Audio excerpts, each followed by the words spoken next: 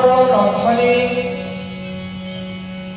जो मैंने स्वचक्षुरे दर्शन करती महाप्रभु रथरे थिला समय रे ब्रह्महत्या भलिया जदि पाप जदि थिबो सेटा मध्ये विमोचन हो जाए।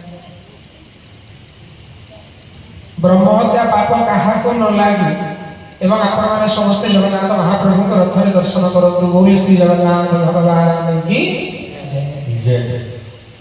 पाप छाड़िबो बोली कि हमें कई दर्शन करिबा चर्म चक्षुरे महाप्रभुकर दिव्य दर्शन करी ये पंचभूत शरीर रे भगवानकर दिव्य दर्शनर आह्लादमय आह्लादिनी स्वरूपिणी मां सुभद्रा यांकर स्वरूप को दर्शन करी जीवन धन्य करिबा पाई सेटा सबले प्रयत्न करिबा दरकार। महाप्रभु जतबेले रथ उपरे थाकते मो गतकाली कहूली आपण मानव सूचना दउथि जे महाप्रभु